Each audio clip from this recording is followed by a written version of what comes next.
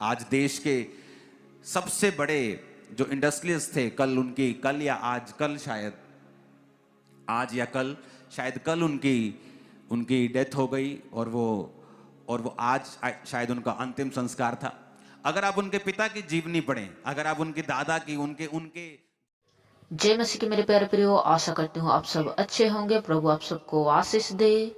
मेरे प्रियो, रतन टाटा के बारे में आज हर कोई जानता है और दुनिया के बड़े बिजनेसमैन में उनका भी नाम आता है।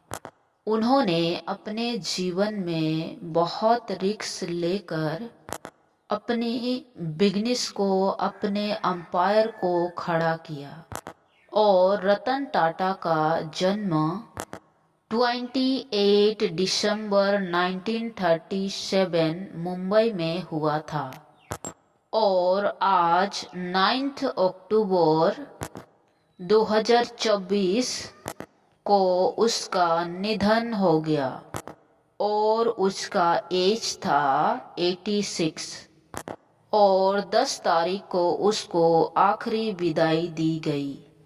मेरे प्रियो, इसके विषय में पास्टर अंकुर नरूला जी ने रतन टाटा के मैसेज के द्वारा क्या समझाने की कोशिश किया है, आइए हम देखते हैं।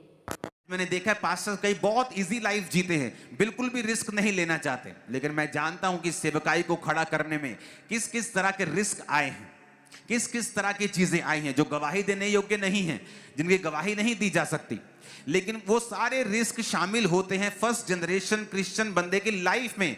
अगर वो उन रिस्क को नहीं उठाता, वो कभी भी कामयाब नहीं होता। आज देश के सबसे बड़े जो इंडस्ट्रियलिस्ट थे, कल या आज कल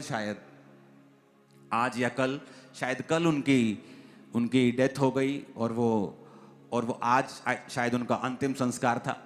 अगर आप उनके पिता की जीवनी पढ़ें, अगर आप उनके दादा की उनके उनके जो जनरेशन थी जिन्होंने बिजनेस स्टार्ट किया था, तो एक समय ऐसा भी आया था जब उनके घर बेचने की नौबत आ गई थी। बिजनेस इतना डाउन हो गया था कि जो इन्वेस्टर थे उन्होंने बोल दिया था मालिक को, बिजनेस के मालिक को, कि तुझे 20 रुपया महीना तनख्वाह देंगे, आप अपने बिजनेस पे तनख्वाह लोगे, आप अब मालिक नहीं हो।